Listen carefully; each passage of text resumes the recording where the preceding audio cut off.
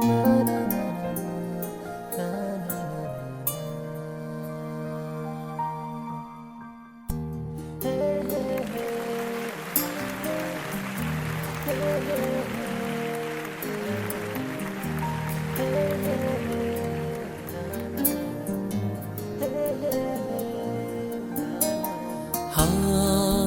पकड़ के दुनिया को दिखाया मुझे, प्रभु ने वादा किया बेटे उत्तम मैं दूंगा तुझे। हाथ पकड़ के दुनिया को दिखाया मुझे, प्रभु ने वादा किया बेटी उत्तम मैं दूंगा तुझे।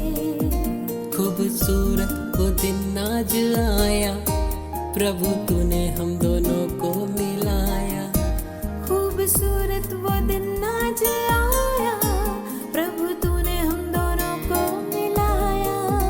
अब एक हुए एक हुए एक हो गए, दोनों जीवन अब एक है। अब एक हुए एक हुए एक हो गए, दोनों हृदय अब एक है।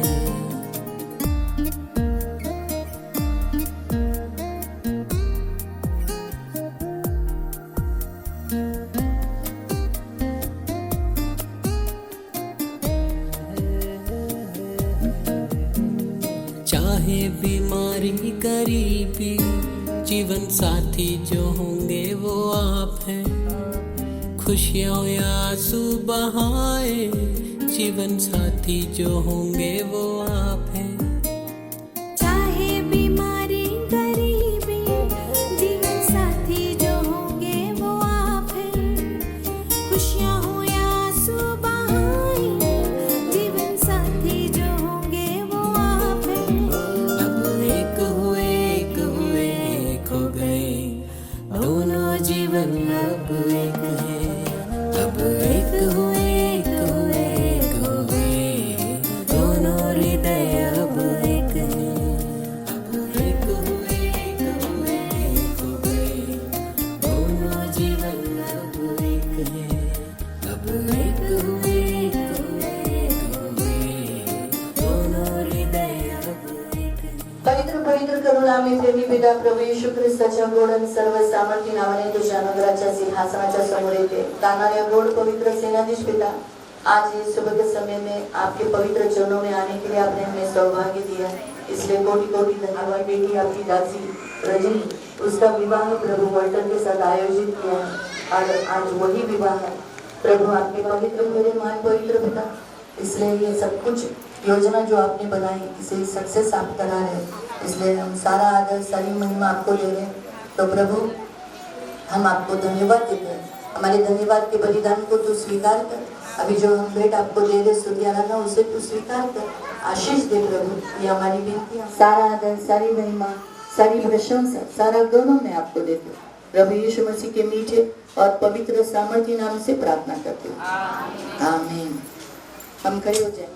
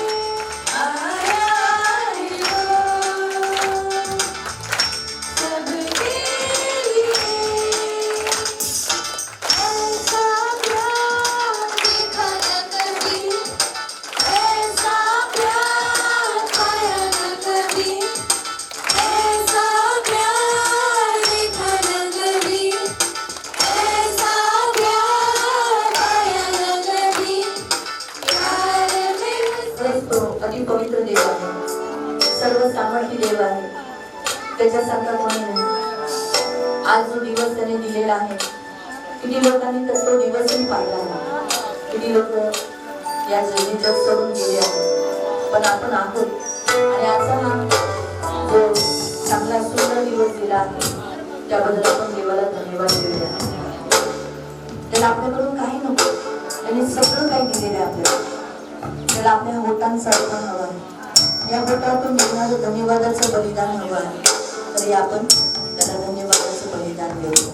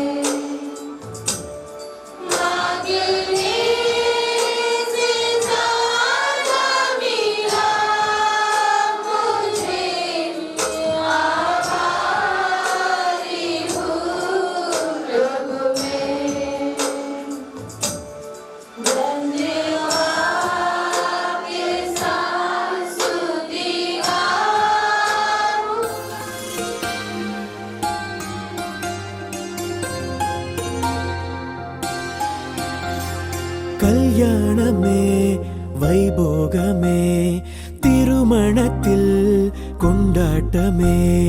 கல்யாணமே வைபோகமே திருமணத்தில் கொண்டாட்டமே. அழகான பரிசுத்த மணமகனுக்கும் அழகான கன்னிகை பெண்மணிக்கும், அழகான பரிசுத்த மணமகனுக்கும் அழகான கன்னிகை பெண்மணிக்கும் நடக்கும் பரிசுத்த விவாகமே. பெருக நிரந்தர சந்தோஷமே. நடக்கும் பரிசுத்த விவாகமே. பெருக நிரந்தர சந்தோஷமே.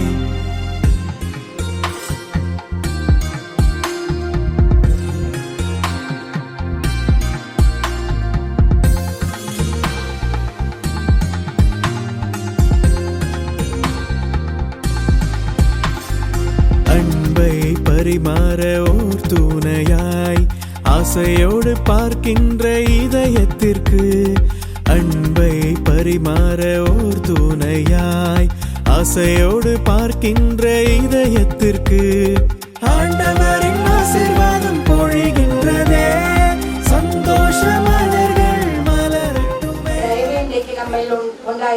आज हमारे बीच में वॉल्टर और रजनी इनका विवाह आयोजित किया गया है. இன்றைக்கு நம்முடைய மத்தியிலே வால்டர் தம்பி ரஜினி தங்கச்சி திருமணம் ஆயோஜித்து பண்ணப்பட்டிருக்கிறது. सारी महिमा प्रभु को, எல்லா மகிமை தேவனுக்கு. ये सारी योजना परमेश्वर करता है. எல்லா இந்த திட்டங்கள் அவருடைய ஒன்று. तो इसलिए विवाह विधि में जाने से पहले திருமணத்துக்குள் நுழைவதற்கு முன்பதாக हम थोड़ा सा वचन की ओर जाएंगे. நம்ம வசனத்தை பார்ப்போம். बाइबल हमें बताता है, पवित्र शास्त्र हमें बताता है பைபிள் சொல்லுகிறது कि वचन और प्रार्थना से सब कुछ शुद्ध होता है. வசனமோ ஜெபமோ நம்முடைய வாழ்க்கையை சுத்திகரிக்கிறது. परमेश्वर पवित्र है, நம்முடைய ஆண்டவர் பரிசுத்தர். उसका वो शुद्ध करने वाला है. அவர் நம்மை பரிசுத்தமாக்குகிறார். उसका लहू शुद्ध करता है. அவருடைய இரத்தம் நம்மை பரிசுத்தமாக்குகிறது. पवित्र विवाह में ये दोनों और हम सब शुद्ध होने के लिए वचन सुनना जरूरी है। பரிசுத்த விவாகத்திலே இவர்களும் நாமளும் பரிசுத்தம் அடைய வார்த்தை கேட்பது முக்கியமுள்ளது. तो इसलिए हम वचन की ओर जाएंगे। इसलिए நாம் வசனத்தை பார்ப்போம். और हम सबको मालूम है, हम सब अक्सर इस संसार में शादियां होती रहती है। और எல்லாத்துக்கும் தெரியும் இந்த உலகத்திலே திருமண காரியத்தை குறித்து. तो शादी शादी शादी सब लोग बोलते हैं, शादी शादी शादी। எல்லாரும் சொல்வார்கள் திருமணம் திருமணம் திருமணம் लेकिन என்று. हम शादी का अर्थ देखेंगे। ஆனா திருமணத்தின் அர்த்தம் என்னதுன்னு நம்மளுக்கு தெரிய வேண்டும். क्यों इस पृथ्वी पर आने के बाद मनुष्य शादी करता है? இந்த உலகத்திலே வந்த பிறகு ஏன் மனிதன் திருமணம் செய்கிறான்? शादी का विवाह ओनली सेक्सुअल एंजॉयमेंट लेने के लिए नहीं है। திருமணம் என்று சொல்லப்படுவது நம்முடைய சரீரத்தின் காரியத்தை மட்டும் முன்பாக வைத்து திருமணம் நடைபெறுகிறதில்லை. परमेश्वर की योजना है। திருமணம் என்றால் இது தேவனுடைய ஒரு திட்டம். तो उसी के विषय पर आज हम देखेंगे। அந்த திட்டத்தின் காரியத்தின்படியே நாம் பைபிள்ல இருந்து வார்த்தை और பார்ப்போம். उसके बाद हम शादी की विधि पर जाएंगे। அதுக்கப்புறம் திருமண காரியத்துக்காக முன்னோக்கி செல்வோம். डरो मत, मैं ज्यादा वचन टाइम आपका नहीं लूंगी। பயப்படாதங்க, ரொம்ப நேரம் நாங்க எடுக்க மாட்டோம். तो हम निकालेंगे यिर्मयाह की पुस्तक எரேமியாவின் புஸ்தகத்தை எடுத்துக்கொள்வோம். 29 29ஆம் அதிகாரம் verse 5 and 6, वचन 5 और 6। 5 6. जाओ, बालियां लगाकर उनके फल खाओ, विवाह करके बेटे बेटियां जन्माओ, और अपने बेटों के लिए स्त्रियां ब्याह लो, और अपनी बेटियों को पुरुषों को ब्याह दो, कि वे बेटे बेटियां जन्माए, और वहाँ घटो नहीं वरन बढ़ते जाओ। நீங்கள் வீடுகளை கட்டி குடியிருந்து தோட்டங்களை நாட்டி அவைகளின் கனியை சாப்பிடுங்கள். நீங்கள் பெண்களை விவாகம் பண்ணி குமாரரையும் குமார்த்திகளையும் பெற்று உங்கள் குமாரருக்கு பெண்களை கொண்டு உங்கள் குமார்த்திகளை புருஷருக்கு கொடுங்கள். இவர்களும் குமாரரையும் குமார்த்திகளையும் பெறட்டும். நீங்கள் அங்கே குறுகாமல் பெருகி. हम प्रार्थना करें। हम आंखों को बंद करें। கண்களை மூடுவோம். पवित्र पवित्र करुणा में प्रेमी पिता प्रभु यीशु के नाम से प्रभु हम आपके सामने आते हैं। वचन की सेवा को आपके हाथों में देते हैं। आपका वचन क्या ही सुंदर, क्या ही पवित्र, क्या ही शुद्ध है। इसलिए पवित्र वचन सुनने के लिए इनके कान को खोलो, कि ध्यान से वचन सुने, और विवाह को बहुत रिस्पेक्ट, बहुत आदर देने के लिए इन्हें तो मदद करना। इसलिए प्रभु वचन सुनकर समझने के लिए इनको बुद्धि और ज्ञान देना, आत्मा देना। प्रभु आत्मा से ये सब भरे हुए रहकर आत्मा के द्वारा चलने के लिए और बैठने के लिए, और प्रभु वचन सुनने कर वैसा पालन करने के लिए तो ये सहायता करना। इनकी सुनी लेना यीशु के नाम से। இந்த கட்டளையிட்ட பிறகு इसी आज्ञा परमेश्वर ने यहाँ दिया है कि तुम विवाह करो। இரண்டாவது கட்டளை ஆண்டவர் சொல்லுகிறார், நீ திருமணம் பண்ணு. तुम ऐसे ही बिना विवाह के नहीं रहो। திருமணம் இல்லாமல் நீ தனியா இருக்க கூடாது. यहाँ पर आज्ञा दी गई है तुम विवाह करके बेटे बेटियां जन्माओ। இங்க கட்டளையிடப்படுகிறது, நீ திருமணம் பண்ணி பிள்ளைகளை பெறுவாயாக. परमेश्वर की योजना क्या है कि तुम विवाह करके, क्यों विवाह करना है? तुम्हें बेटे और बेटियां इन दोनों को जन्म देना है। ஆண்டவருடைய கட்டளை என்னவென்றால் நீ விவாகம் பண்ணி பிள்ளைகளை பெற வேண்டும் என்ற ஆண்டவருடைய கட்டளை. इसका उत्तर भी मैं आपको बताती हूँ कि परमेश्वर ने ये आज्ञा इस सारी मनुष्य जाति को क्यों दिया। ஆண்டவர் ஏன் இந்த கட்டளையிட்டால் ஒவ்வொரு மனிதனையும் பார்த்து. जब परमेश्वर ने आरंभ में मनुष्य की रचना की तब वो अकेला ही था। ஆரம்பத்திலே ஆண்டவர் மனிதனை படைக்கும் போது ஆதாம் தனியாக இருந்தார். इसीलिए उसके अकेलेपन को दूर करने के लिए परमेश्वर ने उसकी पसली से एक स्त्री को बनाकर उनका सबसे पहला विवाह कराया। அவன் தனியா இருப்பது நல்லதல்ல என்று தேவன் அறிந்து அவனுடைய விழாவிலிருந்து ஒரு விழா எடுத்து அவனுக்கு ஒரு துணையா ஒரு மனைவியை கொடுத்தார் என்று நாம் பார்க்கிறோம். परमेश्वर ने इस पृथ्वी पर मनुष्य जाति को बनाने पर सबसे पहला काम किया उनका विवाह करना।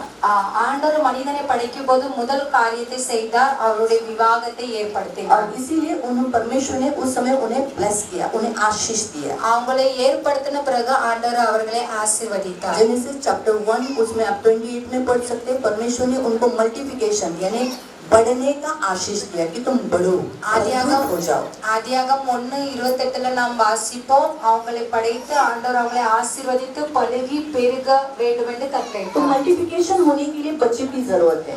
பெருக வேண்டும் என்றால் பிள்ளைகள் அவசியம். इसीलिए विवाह परमेश्वर ने योजना बनाकर, ஆகவே தேவன் என்ன செஞ்சிருந்தார்? பரிசுத்த விவாகத்தை நியமித்தார். परमेश्वर की इच्छा है कि जो उसने ये पृथ्वी बनाई वो सारी पृथ्वी पर मनुष्य बस जाए।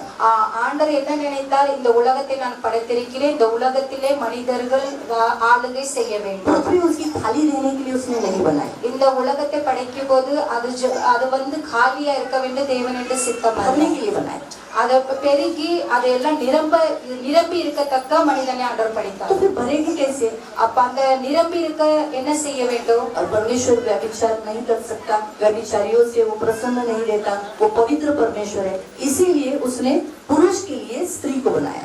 ஆண்டவர் வந்து விபச்சாரத்தின் மேலே ஒரு பிரியம் வைக்கிற தேவன் அல்ல. ஆகவே அவர் என்ன செஞ்சார், ஒரு தனிமையான மனிதனையும் துணையையும் உண்டாக்கினார். इसीलिए उसने उसके पास बहुत सारी आत्माएं होने के बावजूद भी उसने आदम के लिए यानी पुरुष के लिए स्त्री को बनाया। எவ்வளவு ஆவி ஆண்டவரிடத்தில் காணப்பட்டாலும் அவர் என்ன செய்தார், ஆதாமுக்காக ஒரு ஸ்திரீயை உண்டாக்கினார். इसीलिए देखो यहाँ पर भी ऐसा ही लिखा है। ஆகவே இங்கேயும் அப்படிதான் வார்த்தை எழுதப்பட்டிருக்கிறது. अपने बेटों के लिए स्त्रियां ब्याह लो। தன்னுடைய குமாரர்களுக்காக குமார்த்தியை நீங்கள் கைக்கொள்ள வேண்டும். बेटों का विवाह बेटों के साथ करने के लिए नहीं कहा। குமாரனுடைய விவாகத்தை குமாரனோடு செய்யும்படியாக கட்டிடவில்லை. पुरुष की शादी पुरुष के साथ करने के लिए नहीं कहा। குமாரனுடைய விவாகம் குமாரனோடு கூட நடக்க வேண்டும் என்று ஆண்டவர் சொல்லவில்லை. अभी आपको बताया व्यभिचार ये पाप है। நான் இப்போ சொன்னேன், விபச்சாரம் என்பது தேவனுடைய பார்வையில் அது ஒரு பெரிய பாவம். इसलिए पुरुष पुरुष रिलेशन करना, संबंध करना, शादी करना ये परमेश्वर की नजर में व्यभिचार है। ஆகவே ஒரு புருஷன் புருஷனோடு விவாகம் பண்றது அது தேவனுடைய பார்வையில் மகா கொடூரமான பாவம். और पुरुष पुरुष शादी करने के बाद बच्चे नहीं जन्म हो सकते। ஒரு புருஷன் விவாகம் பண்ணும்போது அவர்கள் ஒரு பிள்ளையை பெற முடியாது. यहाँ पर लिखा है बेटियों के लिए पुरुष को ब्याह दो। இங்கே எழுதப்பட்டிருக்கிறது குமார்த்திகளுக்காக குமாரர்களை நியமிங்கள். ऐसा नहीं कहा कि बेटियों की शादी बेटियों से करो। இதுல அப்படி எழுதவில்லை कि குமார்த்தியோடு விவாகம் பண்ணுவோம். स्त्री स्त्री से शादी नहीं कर सकती। குமார்த்தியோடு விவாகம் பண்ண முடியாது. ये भी एक व्यभिचार है। அது ஒரு விபச்சாரம். और परमेश्वर व्यभिचारियों से का न्याय करता है। हिब्रू चैप्टर 13 में आप पढ़ सकते हैं। அது அப்படியே நம்ம எபிரேயர் 13ல நம்ம வாசிக்க முடியும். ஆண்டவர் அப்பேற்பட்ட காரியத்தை கொடூரமான பாவை அதை அவர் அருவருக்கிறார். बाइबल हमें बहुत सारे व्यभिचार के प्रकार बताता है। பைபிள்ல இருந்து अनेक விபச்சார காரியங்கள் இருந்து நமக்கு தெரிவிக்கப்படுகிறது. शादी से पहले आप जो अक्सर लड़का लड़की रोमांस करते हैं, अपने लिए लाइफ पार्टनर ढूंढते हैं, या कोई लड़की उसे अच्छी लगती है या कोई लड़का उसे अच्छा लगता है, लेकिन आपको मालूम है ये परमेश्वर की नजर में व्यभिचार कहा जाता है। திருமணத்துக்கு முன்பதாகவும் ஒரு பெண் ஒரு மகனை பார்த்து அவங்களுக்குள்ள ஒரு காதல் உருவாகும் என்றால் அது தெய்வ வார்த்தைப்படி அது ஒரு பெரிய பாவம் ये என்னப்படுகிறது. पहला प्रकार है व्यभिचार का। இது வந்து ஒரு காரியம், இது விபச்சாரம். या रिलेशन करना ये परमेश्वर की नजर में व्यभिचार है। ஒரு ஸ்திரீயோடு சம்பந்தம் வைக்கும் போது அது தேவனுடைய பார்வையில் கொடூரமான பாவம். चौथा पुरुष पुरुष शादी करना या रिलेशन रखना ये व्यभिचार है। அப்புறம் நான்காவது புருஷனோடு விவாகம் பண்ணும்போது அது பெரிய கொடூரமான பாவம். और पांचवा पशुगामी पशुओं के साथ रिश्ता करना ये भी परमेश्वर की नजर में पाप है। அஞ்சாவது வந்து மிருகங்களோடு சம்பந்தம் வைக்கிறது அது ஒரு அருவருப்பான கொடூரமான பாவம். और 6 अपने आप को खुद से संतुष्ट करना ये परमेश्वर की नजर में पाप है। தன்னை தானையும் விபச்சாரத்துக்குள்ள தள்ளுவது அது ஒரு பெரிய பாவம். इसलिए प्रियो परमेश्वर की बिल्कुल इच्छा नहीं कि मनुष्य इन पापों से भरा हुआ रहे और अपने लिए पाप की संतति उत्पन्न करे, इसीलिए परमेश्वर ने विवाह की योजना बनाई। தேவனுக்கு அருவருப்பான காரியம் இருக்கிறது என்றால் ஆகவே ஆண்டவர் இந்த காரியங்களை வெறுத்து மனிதன் தனிமையாய் पवित्र मनुष्य की संतान चाहता है, इसीलिए विवाह ये योजना परमेश्वर ने इस पृथ्वी पर आयोजित रखा है। ஆண்டவருடைய விருப்பம் जो பரிசுத்த சன்னதி இந்த பூமியிலே உருவ விவாகம் ஆண்டவர் மூலமாக கட்டிடப்பட்டிருக்கிறது. इसलिए लिखा है विवाह करके बेटे बेटियां जन्माओ। ஆகவே இதிலே எழுதப்பட்டிருக்கிறது திருமணம் செய்து நீ குமார்த்திகளையும் பெற கடவுள். ओनली बेटे नहीं जन्माना है। गर्ल्स ओनली வந்து பெண்கள் மட்டும் பிறப்பிக்க வேண்டும் என்றல்ல, बेटियां नहीं जन्माना है। பெண்கள் மட்டும் அல்ல. अक्सर हो गया हमारा 2 बेटा हो गया, अभी हमको खत्म, अभी हमको नहीं चाहिए, जबकि यहाँ पर परमेश्वर ने क्या कहा, तुम विवाह करके इन्हें जन्म देना है। विवाह की योजना के बाद परमेश्वर ने क्या कहा, बेटे बेटियां दोनों को। ஆண்டவர் இங்க என்ன சொல்லிருக்கிறார்? குமாரரையும் குமார்த்திகளையும் பெற கடவாய். हाँ, ये परमेश्वर की योजना है। இது ஆண்டவருடைய திட்டம். जब विवाह करते हैं விவாகம் செய்யும் तो आप போது, अपने परमेश्वर के लिए विवाह के लिए समर्पित करते, सेवा के लिए अपने आप को देते हो। அந்த பரிசுத்த விவாகத்துக்கு தன்னை ஒப்பு கொடுக்க வேண்டும். நான் ஆண்டவருடைய கரத்தில் என்னை ஒப்பு और கொடுக்கிறேன். सेवा कभी भी आधुरी नहीं करना है। அந்த நான் ஆண்டவருடைய காரியத்துக்காக என்ன ஒப்பு கொடுக்கிறேன், அந்த காரியத்தை நம்ம பூர்த்தி செய்ய வேண்டும். हाँ, तो इसीलिए उसके लिए हमने क्या करना है, वहाँ जो लिखा है बेटे बेटियां, அவருடைய காரியத்தை பூர்த்தி செய்ய அங்க எழுதப்பட்டிருக்கிறது குமாரர் குமார்த்திகளை பெற கடவுள். only बेटियां नहीं, பெண்கள் மட்டுமல்ல, 3 बेटियां हो गई, குமார்த்திகள் மட்டும் 2 பெற்றெடுத்து बेटियां हो गई, 2 குமார்த்திகள் இருக்கு, 3 குமார்த்திகள் काफी हो இருக்கு. गया। போதும் அல்ல, नहीं नहीं, இல்ல. क्या कहा है, என்ன எழுதப்பட்டிருக்கிறது? और बेटियां குமாரரும் குமார்த்திகளையும் பெற கடவா என்று எழுதப்பட்டிருக்கிறது. दोनों को।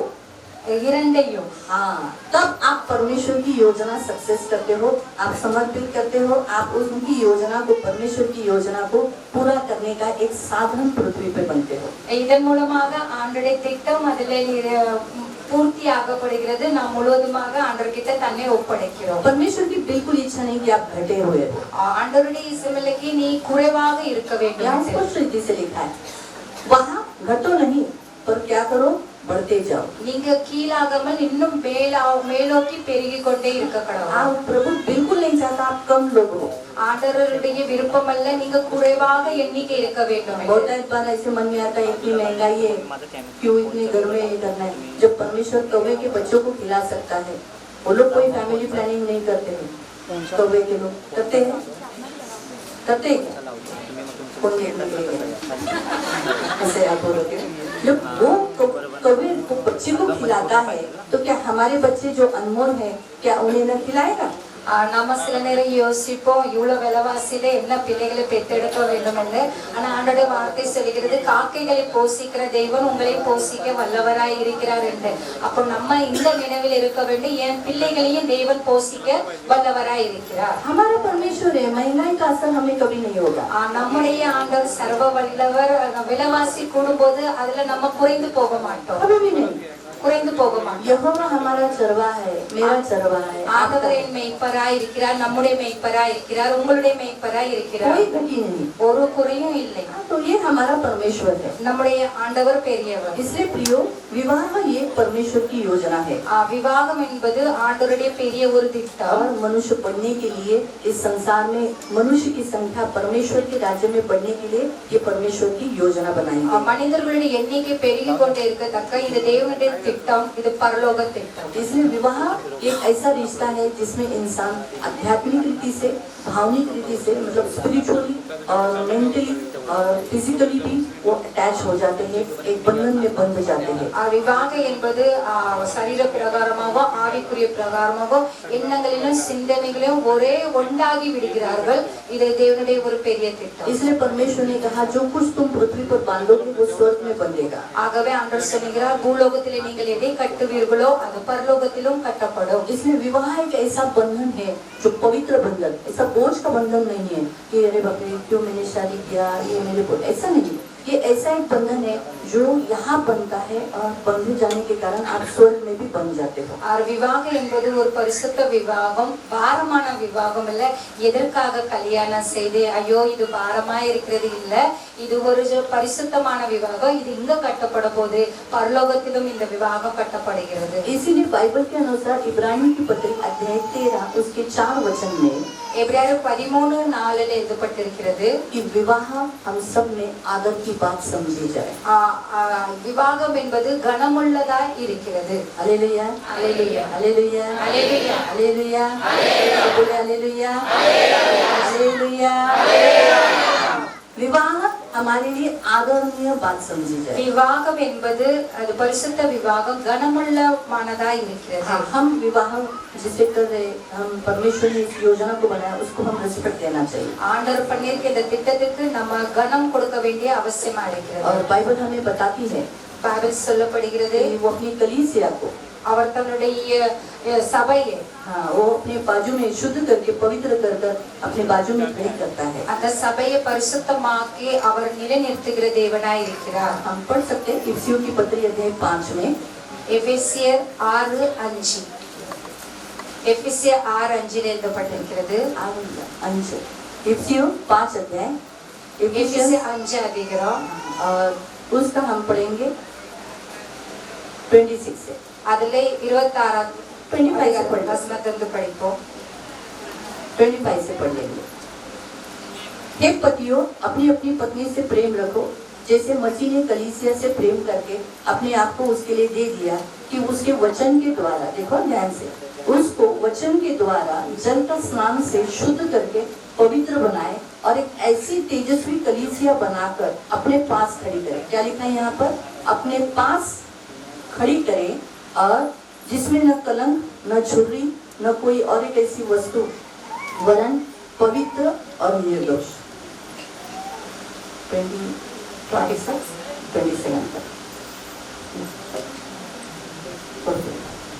तो इसीलिए हम यहाँ जो देखते हैं कि आप जो विवाह जो करते हैं, இது பரிசுத்த விவாகத்தை நீங்கள் செய்யும்போது हाँ, तो आपको एक दूसरे से प्रेम करना है। ஒருத்தர் ஒருத்தரை நீங்கள் நேசிக்க வேண்டும். जो भी विवाह जिन्होंने किया है, யார் யார் விவாகம் பண்ணியிருக்கிறார்களோ हाँ, उनसे परमेश्वर कहता है आपको अपने लाइफ पार्टनर से प्रेम करना है। நீங்க தன்னை மனைவி உங்களுக்கு கொடுக்கப்பட்டிருக்கிற துணையோடு நீங்க நல்லா நேசிக்க வேண்டும். हाँ, और खास करके जैसे यहाँ लिखा है कि पतियों, खास करके जो यहाँ जितने मैरिड है पति, उनसे कहा गया है कि अपनी पत्नी से प्रेम करो। புருஷர்களே நீங்கள் தங்கள் மனைவியை நேசிங்கள் என்று எழுதியிருக்கிறது. ऐसा क्यों कहा गया है? இதுல ஏன் இப்படி எழுதியிருக்கிறது? क्योंकि शादी ये जो रिश्ता है पुरुष के लिए खास किया गया है। இது திருமணம் என்று சொல்லும்போது புருஷனுக்கு அதிகமா இது கொடுக்கப்பட்டிருக்கிறது, முக்கியத்துவம் கொடுக்கப்பட்டிருக்கிறது. क्योंकि पहला पुरुष बनाया गया ஆண்டவர் முதல்ல மனிதனை படைத்தார். और जब परमेश्वर ने देखा वो अकेला है, மனிதன் தனியா இருக்கிறேன் என்று பார்த்தவுடன் इसीलिए जब परमेश्वर ने उसके लिए स्त्री बाद में बनाई, அதுக்கப்புறம் ஒரு ஸ்திரியை உண்டாக்கினார். और फिर पुरुष के लिए विवाह की योजना बनाई गई। அப்புறம் புருஷனுக்காக அந்த விவாகத்தின் காரியத்தை வைத்திருக்கிறார். इसलिए हर पुरुष का सबसे पहला काम प्रभु की नजरों में विवाह करने के बाद जो लाइफ पार्टनर आपको, जो स्त्री आपको दी है, उसे प्रेम करे। और உங்களுக்கு கொடுக்கப்பட்ட மனைவியை நீங்க நேசிக்க வேண்டும் என்று ஆண்டவர் சொல்லுகிறார். जैसे कलीसिया, यीशु ने अपनी कलीसिया को अपने बाजू में किया, ना उसे मारा परंतु उसे रिस्पेक्ट किया, अपने बाजू में खड़ा किया। இயேசு சபையை எப்படி தன் பக்கத்திலே நிறுத்தி வைத்திருக்கிறாரோ அது போல, तो इसलिए आपको वैसे ही रिस्पेक्ट, वैसे ही स्थान आपके लाइफ पार्टनर वाइफ को देना है। அப்படியே உங்க துணைவி மனைவிக்கு நீங்க அந்த ஒரு கணம் கொடுக்க வேண்டும். आप सोचोगे अरे मैं लेडी हूँ शायद इसीलिए लेडीज की बाजू लेती हूँ, नहीं नहीं। நீங்க நினைப்பீங்க பாஸ்டர் அம்மா லேடிஸ் ஆகவே நீங்க அவங்க சைடு இருக்கீங்கன்னு அப்படி யோசிப்பீங்க. बाइबल बताता है, பைபிள் हमें சொல்லப்படுகிறது, इसका ही सुनना है। பைபிள் எழுதப்பட்டிருக்கிறது, இதை நாம கேட்கணும். बाइबल जो कहता है वही हमें सुनना है, பைபிள் वही என்ன करना है। சொல்லுகிறதோ அதை நாம் கேட்கணும். क्योंकि हम, इसलिए मैंने आपको पहले वचन पढ़वाया। ஆகவே முதல்ல வார்த்தை நாங்கள் வாசித்தோம். तो यीशु ने क्या किया? இயேசு என்ன செய்தார்? यीशु ने अपने आप ऐसा प्रेम किया இயேசு தன்னை நேசித்தார், कि उसको अपने आप को दे दिया, நம்மை நேசிக்க நிமித்தம் தன்னையே அவர் ஒப்பு கொடுத்தார். और उसको जल के स्नान से शुद्ध किया, அவர் தண்ணீரினால் அதை சுத்திகரித்தார், पवित्र किया, பரிசுத்தமாக்கினார், उसको अथॉरिटी दिया அவருக்கு அதிகாரம் கொடுத்தார். और अधिकार देकर அதிகாரம் கொடுத்த பிறகு अपने बाजू में खड़ी किया। தன் பக்கத்திலே நிறுத்தினார், தன் அருகில் நிறுத்தினார். पैर के पास नहीं रखा, காலின் கீழே வைக்கவில்லை, ना सिर के ऊपर रखा। தலைக்கு மேலே ஏற்றி வைக்கவில்லை. इसलिए वाइफ को कभी भी पैर के नीचे मत रखो ஆகவே உங்க மனைவியே கால கீழே வைக்காதங்க, और ना ही सिर के ऊपर रखो, தலைக்கு மேலேயே தூக்கி வைக்காதங்க. लेकिन आपको प्रेम जरूर करना है। ஆனா உங்க மனைவியை நேசிக்கணும். आपकी लाइफ पार्टनर आपसे जैसी भी है, आपको उससे प्रेम करना है। உங்க துணைவி எப்படி இருந்தாலும் மனைவியை நீங்க நேசிக்க வேண்டும். अगर इस अध्याय में आप पढ़ोगे तो वहाँ यीशु ने अपनी दुल्हन से कैसा प्रेम किया है उसके विषय में यहाँ बताया है। நீங்க இங்க படிப்பீர்களானால் ஆண்டவர் வந்து சபையை எப்படி நேசித்தார் தன் மணவாளர் என்று अभी எழுதியிருக்கிறார். वॉल्टर को भी आज अपने जैसे वो अपने शरीर को प्यार करता है, वैसे ही प्यार उसे रजनी को करना है। அப்படியே வால்டர் தம்பியும் தன்னை நேசிக்கிறது போல சகோதரி ரஜினியையும் நேசிக்க வேண்டும். वॉल्टर अपने शरीर को मारता है, வால்டர் தன் சரீரத்தை அடிப்பாங்க, அடிப்பீங்களா? नहीं, हाँ, तो वैसे ही तुम भी अपनी पत्नी को नहीं मारना है। அப்படியே நீங்களும் தன்னுடைய மனைவியை அடிக்க கூடாது. यीशु कलीसिया की सुनता है, सुनता है, सब बातें सुनता है कलीसिया की सारी। यीशु- हाँ, இயேசு சபையின் வார்த்தை கேட்கிறாரா? हाँ सुनते हैं।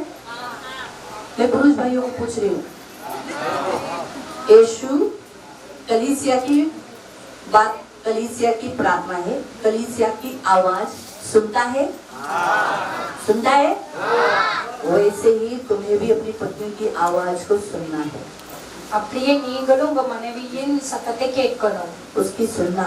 மனைவியின் சத்தத்தை கேட்கணும். बाइबल हमें जेनेसिस में कहा है, परमेश्वर ने जब अब्राहम अपनी पत्नी सारा का सुन नहीं रहा था, और பைபிள்ல ஆதிகாமல எழுதப்பட்டிருக்கிறது, ஆபிரகாம் தன் மனைவியின் பேச்சை கேட்காமல் இருக்கும்போது तो उस समय परमेश्वर ने अब्राहम से कहा, तेरी पत्नी सारा का तू सुन, उसके मुंह के द्वारा मैं तुझसे बात कर रहा था। அப்போது ஆண்டவர் ஆபிரகாம்கிட்ட சொல்லுகிறார், நீ உன் மனைவியை வார்த்தை கேள், உன் மனைவியின் வாயின் மூலமாக நான் பேசுகிறேன் என்று. तो इसीलिए प्रियो, आपके साथ बात करने के लिए परमेश्वर ने आपको लाइफ पार्टनर, अपनी पत्नी दिया है। உங்களோடு பேசும்படியாக உங்களுக்கு உங்க துணைவியை ஆண்டவர் கொடுத்திருக்கிறார். इसलिए प्रियो, बहुत जरूरी है कि आप अपनी पत्नी का सुने। ஆகவே நீங்க உங்களுடைய மனைவியின் பேச்சை கேட்கணும். उसे कभी न मारे, அவங்கள அடிக்க கூடாது, कभी भी नहीं। அவங்கள அடிக்க கூடாது. एक दूसरे को कभी भी आप मार नहीं सकते। ஒருத்தரை அடித்து கொள்ள கூடாது. विवाह एक प्रेम का बंधन है। விவாகம் சொல்லும் போது அது ஒரு அன்பின் கட்டு. विवाह में आपको फिर से बताती हूँ, आप एक इस तरीके से करार करते हो परमेश्वर के सामने। किसके सामने? நீங்க என்ன செய்ய, ஆண்டவரிடத்தில் உங்களை ஒப்பு கொடுக்குறீங்க. किसके सामने? யார்கிட்ட நீங்க ஒப்பு கொடுக்குறீங்க? परमेश्वर के सामने। ஆண்டவர் கிட்ட. किसके सामने? யார்கிட்ட ஒப்பு கொடுக்கீங்க? परमेश्वर के सामने। ஆண்டவர் கிட்ட. और इसीलिए बाइबल में मैंने आपको इसलिए बोला था, हिब्रू 13 वर्स 4 और 5 में दिया गया है, अगर आप वैसे नहीं रहोगे तो वो आपका न्याय करेगा। எபிரேயர்ல எழுதப்பட்டிருக்கிறது, நீங்க அப்படியே அந்த வார்த்தைக்கு கீழ்ப்படிந்து இருக்காத பட்சத்துல ஆண்டவர் உங்களை நியாயம் செய்வார். तो ये जो रिश्ता है, ये जो शादी, ये प्रेम का रिश्ता है। அந்த விவாகம் அன்பின் கட்டு. और प्रेम क्या करता है? அன்பு என்ன செய்யும்? पापों की राज को ढांप देता है। எல்லா பாவங்களையும் மூடும். मैं आपको फिर से बताती हूँ, திரும்ப நான் சொல்லுகிறேன், जैसे मैंने आपको पहले ही कहा, यीशु ने कलीसिया से प्रेम किया, इसीलिए आज वो हमारे सारे पापों को क्या करता है? ढांप देता है। ஆகவே நான் முதலாவதே சொன்னேன், ஆண்டவர் சபையை நேசிக்கிறார், ஆகவே சபையின் எல்லா பாவங்களையும் அவர் तो மூடிட்டார். उसी रीति से आपको भी अपने लाइफ पार्टनर के जो भी गलतियां दिखती है, उन्हें प्रेम से ढांप देना है। அப்படியே உங்க வாழ்க்கை துணையில உங்களுக்கு ஏதாவது குறைவு காணப்பட போது நீங்க என்ன செய்ய வேண்டும்? உங்க அன்பினால் அதை மூடணும். ये रिश्ता आपका जन्म तक, जब तक आपकी सांस है तब तक ये रिश्ता रहेगा। உயிர் இருக்கிற வரை இந்த ரிலேஷன் இருக்கும். आपके लाइफ पार्टनर के सिवाय आपके जीवन में कोई दूसरा व्यक्ति नहीं आना चाहिए। உங்க வாழ்க்கை துணையை விட்டு வேற யாரும் உங்க வாழ்க்கையில வரக்கூடாது. मैथ्यू 19 वर्स 6 में कहा है, मत्ती अध्याय 19 उसके 6 में कहा है, जिसे परमेश्वर ने जोड़ा है उसे कोई मनुष्य अलग न करे। மத்தேயு 19:6 சொல்லப்பட்டிருக்கிறது, தேவன் இனத்திலே மனிதன் பிரிக்காதிருக்க கடவன். तो इसलिए कोई माँ या भाई या बहन या बाहर की कोई लड़की या औरत या कोई पराया पुरुष, आप दोनों को कोई अलग नहीं करना चाहिए। ஆகவே உங்களை ஆண்டவர் இணைத்திருக்கிறார். வீட்டில் உள்ளவர்களோ வெளியிலவர்களோ அல்லது உங்க நண்பரோ யாருமே இதை பிரிக்க முடியாது. तो ये एक रिश्ता पवित्र रिश्ता है। இந்த ஆண்டவர் கொடுத்திருக்கிற இந்த காரியம் ஒரு பரிசுத்த காரியம். और इसीलिए परमेश्वर ये विवाह लगाता है। ஆகவே இந்த விவாகத்தில் அவர் ஒன்று சேர்க்கிறார். इसलिए आज वॉल्टर का विवाह रजनी के साथ परमेश्वर लगा रहा है। இன்னைக்கு திருமணம் வால்டர் தம்புடைய திருமணம் ரஜினி தங்கச்சி கூட और ஏற்படுத்தியிருக்கிறார். हम सब गवाह हैं, நம்ம எல்லாரும் சாட்சிகள், है ना? சாட்சிதான். आज वो सब परमेश्वर के नाम से परमेश्वर के सामने करार करेंगे। இன்னைக்கு அவங்க ஒப்பு கொடுப்பார்கள். और अगर उन्होंने तोड़ा அவங்க அதை உடைக்கும் போது, तो परमेश्वर तो है ही देखने के लिए, न्याय அதை करने के மீறும் लिए। போது ஆண்டவர் நியாயம் और செய்வார். हम भी हैं, நாங்களும் இருக்கிறோம். हम भी बोलेंगे, நாங்களும் अरे சொல்லுவோம், वॉल्टर क्यों मारा? ஆல்டர் தம்பி எதுக்கு அடிச்சீங்க? नहीं मार सकते, நீங்க அடிக்க கூடாது, है ना? ये गलत है। இது तப்பு. पत्नी को क्यों मारा? மனைவியை ஏன் அடித்தீங்க? है ना? क्योंकि वो क्या कहता है करार में, मैं अपने देह के समान उसको संभालूंगा, प्रेम करूंगा। அவங்க வார்த்தையில என்ன அறிக்கை செய்கிறார்கள், என் சரீரத்தை பிரகாரமாக நேசிப்பேன், உண்டாய் இருப்பேன். तो फिर पास्टर को अथॉरिटी मिल जाती है, பாஸ்டருக்கு ஒரு அதிகாரம் கிடைக்கிறது. वॉल्टर, रजनी, है ना।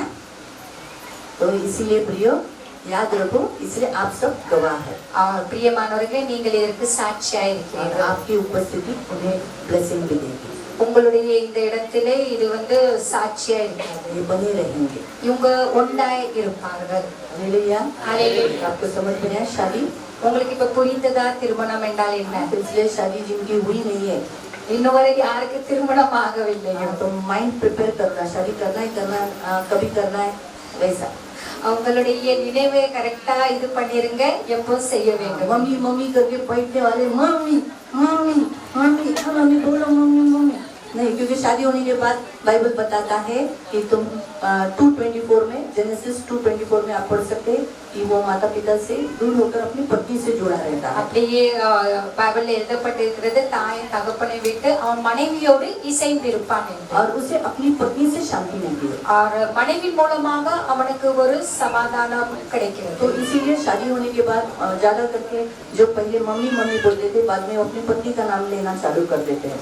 அதான் கல்யாணத்துக்கு முன்பதாக மம்மி மம்மி என்று கூப்பிடுறாங்க, அதுக்கப்புறம் மனைவியை கூப்பிடுவாங்க. हाँ, वैसे ही स्त्री भी அப்படியே மனைவியும் तो माइंड प्रिपेयर करना है कि बोलो मैं ससुराल जा रही हूँ, मैके में बार बार नहीं आना है। और பெண்களும் நான் இப்ப திருமணம் ஆகிட்டு எப்போ பார்த்தாலும் நான் தாய் வீட்டுக்கு ஓடி வர மாட்டேன். मम्मी की याद आती है, தாய் நினைவு வருகிறது. बहन कैसा होगी, என் சகோதரி எப்படி இருப்பார்கள், भाई छोटा है।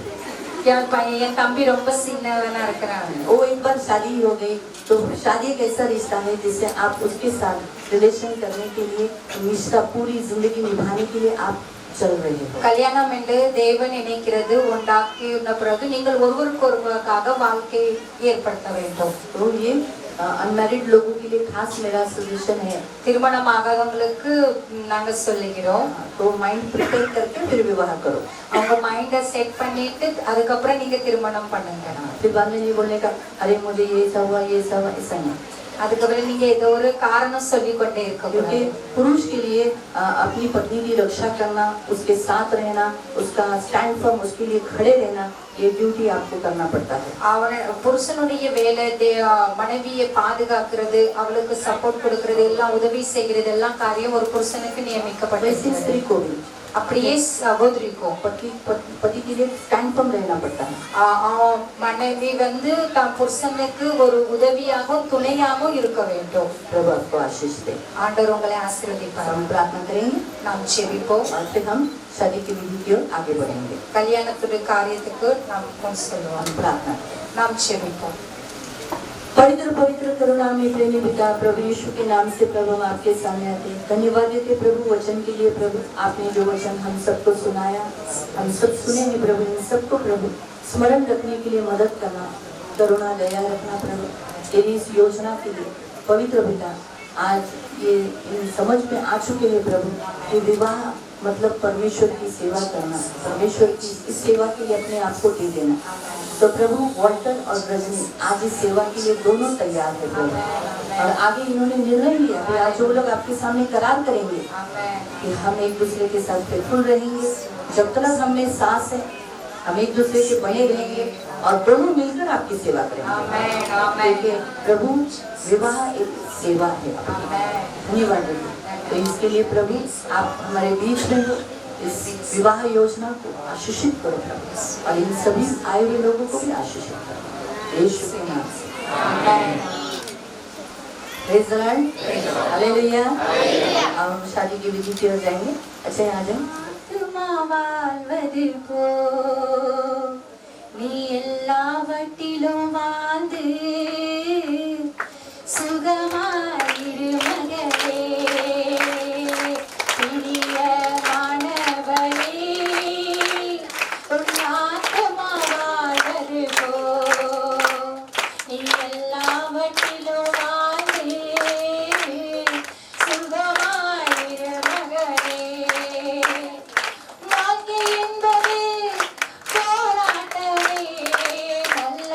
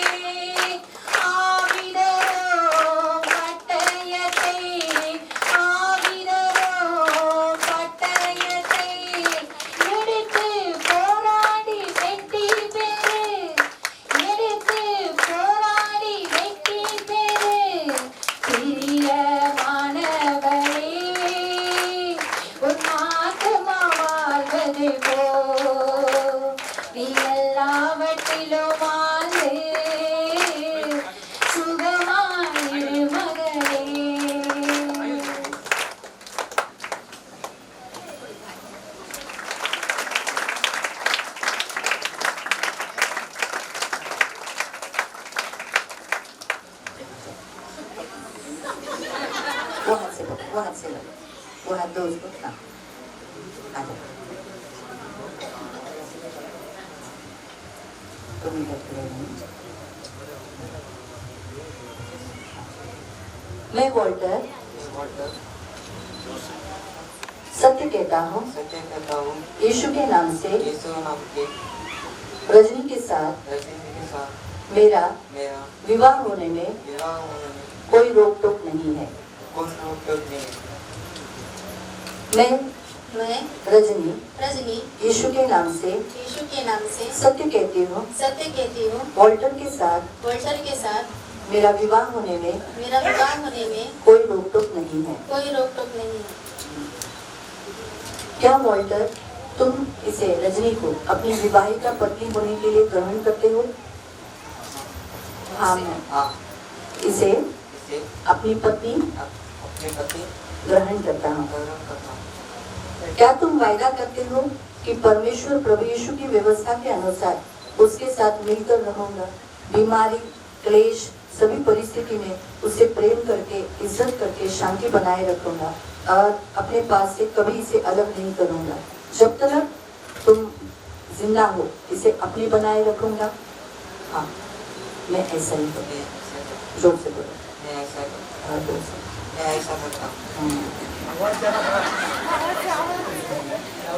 होने के लिए ग्रहण करती हूँ। मैं इसे ग्रहण करती। क्या ये तुम वायदा करती हो कि प्रभु यीशु परमेश्वर की व्यवस्था के अनुसार इनके साथ मिलकर रहोगी, बीमारी में क्लेश में दुख में संकट में हर परिस्थिति में उसके साथ रहकर उसे प्यार करेगी, इज्जत करके अधीन रहेगी और उसे कभी अलग नहीं रहोगी, जब तक जीवित हो अपना बनाए रखोगी? हाँ मैं ऐसा ही करूँगी। रजनी को अपनी पत्नी के रूप में अपनी पत्नी के रूप में स्वीकार करता हूँ और प्यार करता हूँ, जिस तरह प्रभु यीशु ने जगत से प्यार किया और अपने साथ तन मन बना के रखा, वैसा मैं भी रजनी को एक तन बना के रखने के लिए स्वीकार करता हूँ। मैं वॉल्टर को अपना पति होने के लिए स्वीकार करती हूँ, जैसे कलीसिया प्रभु के अधीन रही, वैसे ही प्रभु में वॉल्टर के अधीन रहूंगी और उनसे प्रेम करती रहूंगी। अभी अपना दाहिना हाथ पकड़ो एक दूसरे को, और अभी एक दूसरे को देख के बोलना है, तुम उसको देख के ही बोलना है। तुम भी इसे वॉल्टर इस सभा में लोगों को साक्षी करता हूँ कि परमेश्वर के सामने प्रभु यीशु के नाम से रजनी मैं तुझे विवाहिता पत्नी होने के लिए ग्रहण करता हूँ और यीशु के नाम से वचन देता हूँ, दुख में सुख में संपत्ति में दरिद्रता में रोग में आरोग्यता में मैं तुझे आगे तक अपनी करके रखूंगा, तुझसे मिला रहूंगा, तुझे अपने से कभी अलग नहीं करूंगा और जब तक मृत्यु हम दोनों को अलग न करे तब तक यीशु की पवित्र व्यवस्था के अनुसार तुझसे प्रेम करूंगा और तेरी सुनी रखूंगा। अभी तुम उसको देखो। इस सभा के लोगों को साक्षी करके कहती हूँ कि परमेश्वर के सामने प्रभु यीशु के नाम से मैं तुमको वॉल्टर अपना विवाहित अपना विवाहित पति होने के लिए पति होने के लिए अंगीकार करती हूँ, अंगीकार करती हूँ, वचन देती हूँ वचन देती हूँ यीशु के नाम से यीशु के नाम से तुम्हारे दुख में, तुम्हारे दुख में, सुख में, संपत्ति में, संपत्ति में, दरिद्रता में, दरिद्रता में, रोग रोग आरोग्यता में, आरोग्यता में, मृत्यु से आज से आगे तक अपना करके रखूंगी, अपना करके रखूंगी, तुझसे मिली रहूंगी, तुझसे मिली रहूंगी, जब तक मृत्यु हम दोनों को अलग न करे, तब तक प्रभु यीशु के पवित्र नियम के अनुसार तुझसे प्रेम करूंगी और तेरी सुधि लूंगी। अभी इसीलिए वादा करता हूँ, परमेश्वर ने कलीसिया से प्रेम किया, वैसे ही उसको देखकर बोल, तुम ही उधर देखना, मतलब जो तुझे देख कर बोल रहा है, तुझसे प्रेम करता हूँ अपने शरीर से जैसे मैं प्रेम रखता हूँ, वैसे ही अपने शरीर के समान तुझसे प्रेम करूँगा और करता हूँ।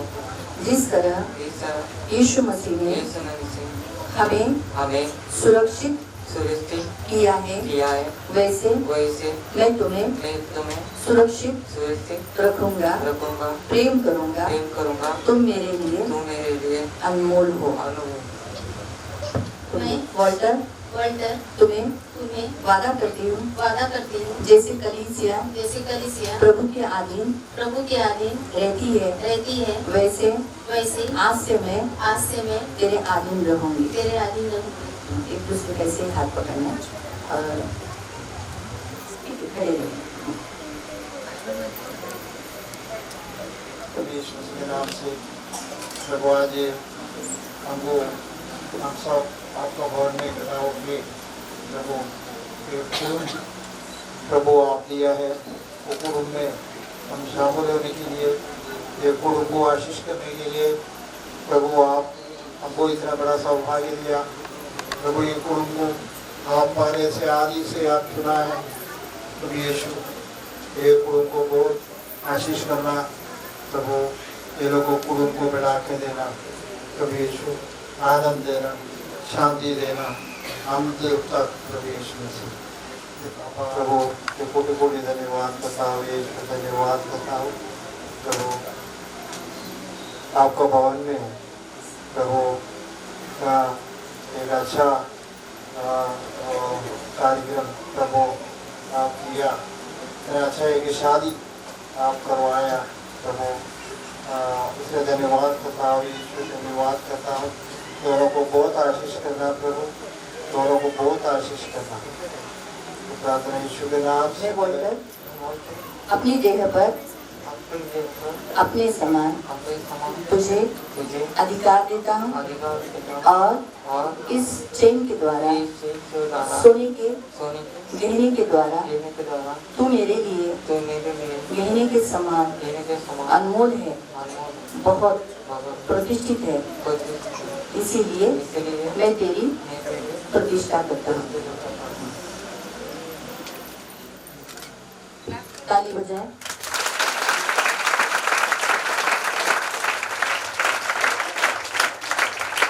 बजाते रहो, रुकना नहीं।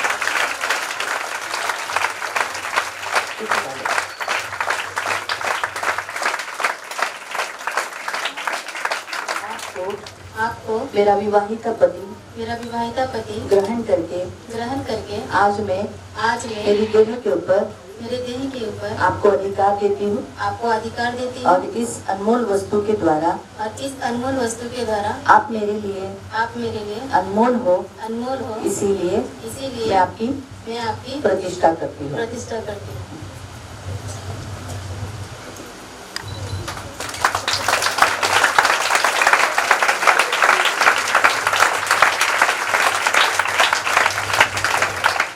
Amen. Thank you, Lord Jesus. Amen. धन्यवाद यीशु। Amen. We praise. Hallelujah. We praise you, Lord. Hallelujah. स्तोत्र धन्यवाद धन्यवाद यीशु। தகப்பனே நாங்கள் நன்றி சொல்லி हे துதிக்கிறோம். पिता, हम आपका धन्यवाद और स्तुति करते हैं। தாயின் கருவிலே முன்குறித்தவர் माँ के कोख में उत्पन्न होने से पहले நாள் आपने, வந்தது என்று சொல்லி நாங்கள் और விசுவாசிக்கிறோம். ये कार्य परमेश्वर की ओर से आया है करके हम विश्वास करते हैं। இந்த பிள்ளைகளுடைய வார்த்தையின்படி உங்களுடைய உடன்படிக்கையை ஏற்படுத்தி और जो आपके वचन के अनुसार इन्होंने ये बच्चे ने वाचा बांधा है, வாழ்நாள் எல்லாம் உங்க ஆசீர்வாதத்தினாலே உங்க வார்த்தையின்படி வாழ்ந்திருக்க கிருபை और பாராட்டுகிறார். जीवन भर आशीषित रहे और आपके वचन के अनुसार ये जीवन जिए। எந்த ஒரு சூழ்நிலையிலும் कौन सी परिस्थिति में भी தேவனுடைய வார்த்தையின் ஆலோசனைப்படி தங்கள் வாழ்க்கையை கட்டி எழுப்பத்தக்கதாக परमेश्वर के वचन के अनुसार परमेश्वर से सलाह पाकर अपने जीवन को ये बनाए रखे, தேவன் உங்கள் வைத்திருக்க பரிபூர்ண திட்டங்கள் நிறைவேறத்தக்கதாக और परमेश्वर इन पर रखे हुए परिपूर्ण इच्छाएं पूरे होने के लिए, கர்த்தர் இந்த வார்த்தைகளை உங்களுக்கு கொடுத்ததுக்காக உங்களுக்கு और ஸ்தோத்திரம். परमेश्वर आप इन्हें ये वचन दे रहे, इसलिए हम आपका धन्यवाद करते எப்படி हैं। உங்களுடைய சபையோடு கூட இந்த வார்த்தையை கொடுத்து உடன்படிக்கை ஏற்படுத்தினீரோ और जैसे आप कलीसिया के साथ अपने वचन को देकर आपने वाचा बांधा है, அப்படியே அந்த பிள்ளை ஒருவருக்கு ஒருவர் உங்களுடைய வார்த்தையினாலே உடன்படிக்கை ஏற்படுத்தி और ऐसे ये बच्चे आपके वचन के द्वारा वाचा बांधे மரணம் பிரிக்கும் அளவும் और मृत्यु अलग करने तक, வருகை தாவர் வரையும் या आपके आगमन आने तक பிள்ளைகள் இணைந்திருக்கும்படி आपके बच्चे साथ रहे, இந்த பூமியில உங்க சித்தத்தையும் திட்டத்தை நிறைவேற்றும்படி और इस पृथ्वी पर आपकी मर्जी और आपकी इच्छा को पूरा करने के लिए கர்த்தர் உங்க மேல தம்முடைய கரத்தை வைத்து ஆசீர்வதிப்பீராக. परमेश्वर अपने हाथों पर रखकर इन बच्चों को आशीष कीजिए, பிரசன்னம் மூடுவதாக. आपकी प्रशंसा इन्हें छू लेने दे, தெய்வீக கிருபை உங்களை ஆளுகை செய்வதாக. परमेश्वर की आत्मा और अनुग्रह इन पर राज करे, வல்லமைக்குள்ளாய் இயேசுவின் இரத்தத்துக்குள்ளே இவர்களை ஒப்படைக்கிறோம். परमेश्वर के सामर्थ के भीतर, परमेश्वर के लहू के भीतर हम इन्हें सौंपते हैं, வாழ்த்து தருகிறோம். दीनता के साथ सौंपते எல்லா हैं, கனமும் உமக்கே செலுத்துகிறோம். सारा आदर महिमा आपको देते हैं, இயேசுவின் நாமத்தில் பிதாவே. यीशु मसीह के नाम से मांगते पिता, ஆமென். आमेन। मैंने तुमसे किया तुमसे किया यीशु के नाम में ये गवाही पवित्र बाइबल मैं तुम्हें देकर तुम्हें देकर कर रहा हूँ। पवित्र बाइबल ताली बजाओ।